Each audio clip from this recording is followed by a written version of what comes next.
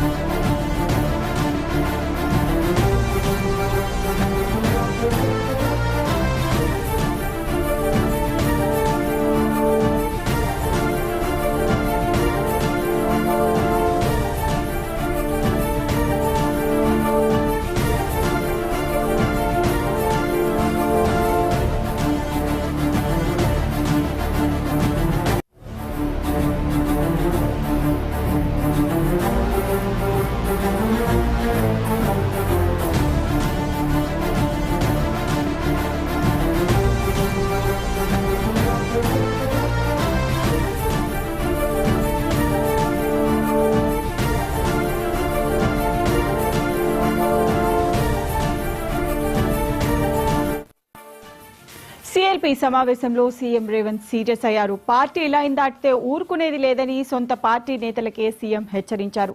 పార్టీకి ఇబ్బంది కలిగిస్తే నేతలే ఇబ్బందులు ఎదుర్కొంటారన్న సీఎం రేవంత్ రెడ్డి పార్టీకి వ్యతిరేకంగా మాట్లాడితే లాభం కంటే నష్టమే ఎక్కువ జరుగుతుందని చెప్పారు.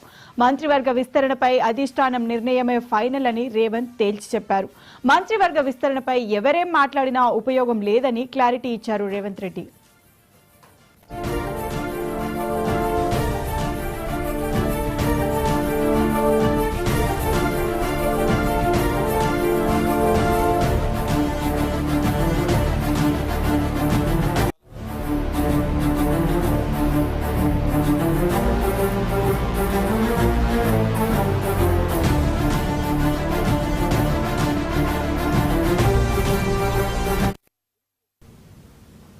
సిఎల్పి సమావేశంలో సీఎం రేవంత్ సీరియస్ అయ్యారు. పార్టీ లైన్ దాటితే ఊరుకునేది లేదని సొంత పార్టీ నేతలకే సీఎం హెచ్చరించారు. రైట్, ఇక ఇదే అంశానికి సంబంధించి మా కరెస్పాండెంట్ హరికృష్ణ మరింత సమాచారాన్ని అందించడానికి సిద్ధంగా ఉన్నారు.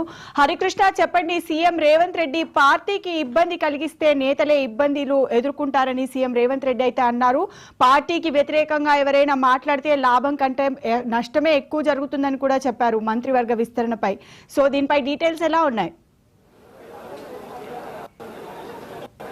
బబిత, సిఎల్పి సమావేశంలో ముఖ్యమంత్రి రేవంత్ రెడ్డి ఎమ్మెల్యేల తీరుపై ఆగ్రహం వ్యక్తం చేసినట్టుగా తెలుస్తుంది. పార్టీ లైన్ దాటి ఎవరు మాట్లాడే ఉపేక్షించేది లేదు అని చెప్పేసి ఆగ్రహం వ్యక్తం చేసినట్టుగా తెలుస్తుంది. అయితే పార్టీ లైన్ ఎవరు కూడా దాటొద్దు, పార్టీకి ఆ లైన్ దాటి మాట్లాడడం వల్ల, పార్టీ గురించి చెడ్డగా మాట్లాడడం వల్ల నష్టమే జరుగుతుంది తప్ప లాభం జరగదు అని చెప్పేసి కూడా ఆయన చెప్పిన పరిస్థితి. అయితే మంత్రివర్గ విస్తరణకు సంబంధించి కేంద్ర అధిష్టానం నిర్ణయం తీసుకుంది. అధిష్టానం పరిధిలో ఉన్న నేపథ్యంలో ఎవరు కూడా ఎట్లాంటిది మాట్లాడొద్దని కూడా చెప్పినట్టుగా సమాచారం అందుతుంది. ముఖ్యంగా అంటే రెండోసారి అధికారంలోకి రావడమే లక్ష్యంగా ఎమ్మెల్యేలంతా కూడా పనిచేయాలని చెప్పేసి కూడా ముఖ్యమంత్రి రేవంత్ రెడ్డి ఎమ్మెల్యేలకు ఆదేశాలు జారీ చేసినట్టుగా తెలుస్తుంది. అయితే కాంగ్రెస్ ప్రభుత్వం అధికారంలోకి వచ్చిన తర్వాత ఏదైతే పథకాలు తీసుకుందో ఆ పథకాలన్నీ కూడా ప్రజల్లోకి తీసుకెళ్లాలని చెప్పేసి కూడా సీరియస్గా ఇప్పటి నుంచి జూన్ 2 వరకు కూడా ఖచ్చితంగా మీరు ఒక కార్యాచరణ రూపొందించుకొని ప్రజల్లోనే ఉండే విధంగా అయితే కార్యాచరణ తీసుకోవాలి. ఎక్కడ కూడా ఎట్లాంటి అంటే పార్టీకి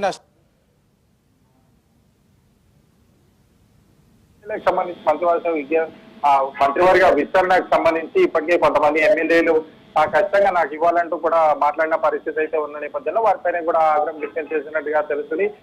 ఎవరికి ఏ టైంలో మంత్రి పదవి కేటాయించాలనేది అధిష్టానం నిర్ణయిస్తుంది. అప్పటి వరకు కూడా వారు ఆశావాహులు ఖచ్చితంగా సైలెంట్ గా ఉండాలి. లేదంటే లేని పక్షంలో పార్టీకి నష్టం జరిగే పరిస్థితి ఉంటుంది. కాబట్టి వాళ్ళంతా కూడా కొంత ఓపికతో ఉండాలి, ఓపిక సహనం పాటించి ముందుకెళ్ళాలి. ప్రభుత్వ అయితే కూడా ప్రజలకు తీసుకెళ్లాలి. ప్రతిపక్షాలన్నీ కూడా ప్రభుత్వంపై కుట్రలు చేస్తున్నాయి. అటు సోషల్ మీడియాలో విపరీతంగా అబద్ధాలు ప్రచారం చేస్తున్నారు. వాటిని తిప్పికొట్టే విధంగా ప్రభుత్వం మళ్ళీ అధికారంలోకి వచ్చే విధంగా మీరంతా కూడా కృషి చేయాలి తప్ప పార్టీ గురించి అంటే పార్టీ గురించి పార్టీ లైన్ వ్యతిరేకంగా మాట్లాడొద్దని చెప్పేసి కూడా ఎమ్మెల్యేలకు సూచించినట్టుగా తెలుస్తుంది. మనం ఇప్పటికే సిఎల్పి సమావేశం ఇప్పటికే ముఖ్యమంత్రి రేవంత్ రెడ్డి కూడా బయలుదేరారు. అయితే ప్రధానంగా ఎమ్మెల్యేలకు సంబంధించి మంత్రివర్గ విస్తరణకు సంబంధించి మంత్రి పదవి కావాలని చెప్పేసి చాలా వరకు కూడా ఆశావాహులు ఎవరైతే ఉంటారో వారంతా కూడా ఇటీవల కాలంలో అటు సామాజిక సమీకరణాలు అటు సమీకరణాల బేస్ చేసుకుని మంత్రివర్గ విస్తరణ అవుతున్న నేపథ్యంలో వాళ్ళంతా కూడా ఖచ్చితంగా మంత్రి పదవి ఎవరికి మంత్రి పదవి ఇయ్యని పక్షాన పార్టీకి సహించేది లేదు, పార్టీకి డెడ్ లైన్ విధిస్తున్నామంటూ కూడా వాళ్ళు మాట్లాడుతున్న పరిస్థితి అయితే ఉంది. కాబట్టి పార్టీ లైన్ ఎవరు కూడా దాటొద్దు, వీరంతా కూడా ప్రజాసేవ పైన దృష్టి పెట్టాలి. ప్రజాపైన దృష్టి పెడితే ఎవరు మంత్రి పదవికి ఎవరు అర్హులు ఉంటారో వారందరికీ కూడా ఖచ్చితంగా వారి మంత్రి పదవి అయితే ఖచ్చితంగా వస్తుంది. దానిపైన ఎవరు కూడా బహిరంగంగా అటు పార్టీ పైన పార్టీ అధిష్టానం పైన విమర్శలు చేయకూడదు, మానుకోవాలి. అంటే నెక్స్ట్ 5 ఏళ్లలో కూడా అధికారంలోకి వచ్చే విధంగా ప్రజల్లోకి వెళ్ళి ప్రజాసేవ చేయాలి. ఆ విధంగా ముందుకెళ్ళిన వారికి ఈ యొక్క పదవులన్నీ కూడా వస్తాయంటూ కూడా వారందరికీ సూచించిన పరిస్థితి అయితే ఉంది. మొత్తానికి సిఎల్పి సమావేశానికి సంబంధించి అయితే పార్టీ లైన్ ఎవరైతే దాటుతున్నారో వాళ్ళందరికీ కూడా ముఖ్యమంత్రి రేవంత్ రెడ్డి గట్టి వార్నింగ్ ఇచ్చినట్టుగా అయితే సమాచారం అందుతుంది. భవిత అయితే హరికృష్ణ, ఇప్పటికే మనం చూసుకుంటే మంత్రివర్గ విస్తరణపై అధిష్టానం నిర్ణయమే ఫైనల్ అని రేవంత్ రెడ్డి తేల్చి చెప్పారు. మంత్రివర్గ విస్తరణపై ఎవరేం మాట్లాడినా ఉపయోగం లేదనే క్లారిటీ కూడా చాలా గట్టిగా ఇచ్చినట్టే తెలుస్తుంది. దీనిపై మిగిలిన వారి స్పందన ఎలా ఉండొచ్చు అని అనుకుంటారు? ఎందుకంటే వాళ్ళకి ఆల్రెడీ ఇప్పటికే తెలుసు అధిష్టాన నిర్ణయమే ఫైనల్ అని. కానీ ఇప్పుడు రేవంత్ రెడ్డి ఇంత గట్టిగా చెప్పిన తర్వాత దీన్ని వాళ్ళు ఎలా తీసుకుంటారు? వారికి దీనిపై స్పందన ఎలా ఉంటుంది? అయితే మంత్రివర్గ విస్తరణకు సంబంధించి అధిష్టానం నిర్ణయిస్తుందని చెప్పేసి మొదటి నుంచి కూడా రాష్ట్ర కాంగ్రెస్ అయితే చెప్తున్న పరిస్థితి అయితే ఉంది. అయితే దీనిపైన అటు సామాజిక సమీకరణాలు జిల్లా సమీకరణాలు అన్నీ కూడా క్రోడీకరించి ఎవరికి ఎట్లా ఇస్తే పార్టీ బలోపేతం చెందుతుంది, ఏ సామాజిక వర్గాల నుంచి ఎవరికి కేటాయించాలి, అటు పార్టీలు ఏదైతే ఎన్నికల ముందు ఎవరికైతే హామీ ఇచ్చామో ఆ హామీలు అంటే కొంతమంది ఆశావాహులు ఎవరైతే ఉంటారో వారికి హామీ ఇచ్చిన నేపథ్యంలో అవి కూడా ఈ 3 కూడా క్రోడీకరించి ఎవరికి ఈ యొక్క మంత్రి పదవి కేటాయించాలి, ఎవరికి అంటే ఎవరు ప్రజల్లో ఉంటున్నారు, ఎవరు ప్రజల మన్ననలు పొందుతున్నారు అని చెప్పేసి అటు సామాజిక పరంగా ఏ సామాజిక వర్గం ఎక్కువగా ఉన్నది, ఏ సామాజిక వర్గానికి సంబంధించి ఎప్పటి నుంచో వారు ఆశావాహులుగా ఉన్నారు, అటు జిల్లాలలో ఏ మంత్రి అంటే ఏ జిల్లాకు ఏ మంత్రి స్థానం కేటాయించడం వల్ల పార్టీ బలోపేతం అవుతుందని చెప్పేసి సుదీర్ఘంగా చర్చించిన తర్వాత కాంగ్రెస్ అధిష్టానం నిర్ణయం తీసుకుంటుంది. అప్పటి వరకు కూడా ఎవరు కూడా మాట్లాడొద్దు. దీనిపైన మొత్తంగా కూడా ఇప్పటికే అటు ఏదైతే సెంట్రల్ సర్కార్ వచ్చి పూర్తి స్థాయిలో దీనిపైన అంటే సూచనలు అభిప్రాయాలు అటు క్యాడర్ నుంచి ఇటు రాష్ట్ర నాయకత్వం వరకు కూడా ఆ సూచనలు అభిప్రాయాలు తీసుకునే నేపథ్యంలో కూడా ఎవరు కూడా దీనికి సంబంధించి రాష్ట్ర మంత్రి విస్తరణకు సంబంధించి ఎవరు కూడా మాట్లాడొద్దు. మాట్లాడిన వారిపై కఠిన ఎందుకంటే అటు పార్టీ లైన్కి ప్రధానంగా మాట్లాడినా సరే పార్టీ లైన్కి వ్యతిరేకంగా మాట్లాడితే మాత్రం ఖచ్చితంగా ఒక చర్యలు తీసుకునే అవకాశం కూడా ఆగ్రహం వ్యక్తం చేసిన పరిస్థితి ఉన్నట్టుంది. అయితే ఇట్లా పార్టీ లైన్కి వ్యతిరేకంగా ఇంకోటి మంత్రివర్గ విస్తరణకు సంబంధించి మాకు కావాలంటూ మాకు అని చెప్పేసి మాట్లాడిన నేపథ్యంలో ప్రజలు కూడా కొంత ఆందోళనకు గురవుతారు. అంటే ఒక క్లారిటీ మిస్ అవుతారు.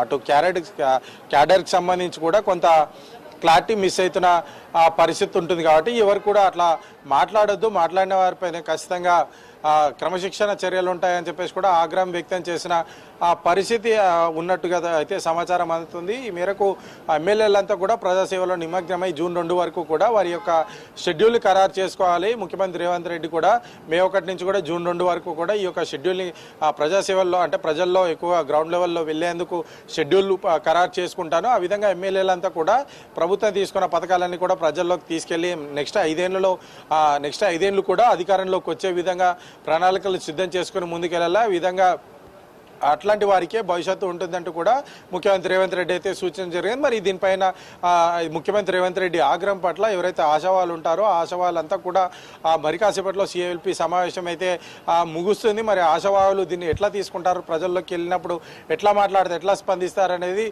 వేచి చూడాలి. కానీ మంత్రివర్గ విస్తరణ మాత్రం కొంత ఆలస్యం అయ్యేటట్టే కనిపిస్తుంది. ఎందుకంటే ప్రధానంగా అటు సామాజిక సమీకరణాలు, అటు జిల్లాకు సంబంధించి ఏ జిల్లాలకు కేటాయించాలన్న దానిపైన కేంద్రం కేంద్ర కాంగ్రెస్ దృష్టి పెట్టిన నేపథ్యంలో కొంత ఆలస్యమయ్యే అవకాశం అయితే కనిపిస్తుంది. ఈ మేరకు ఎవరైతే ఆశావాళ్ళు ఉంటారో ఏ విధంగా స్పందిస్తారనేది సిఎల్పి సమావేశం అయిపోయిన తర్వాత తెలిసే అవకాశాలు అయితే ఉన్నాయి బయట. Right, thanks for the updates Harikrishna.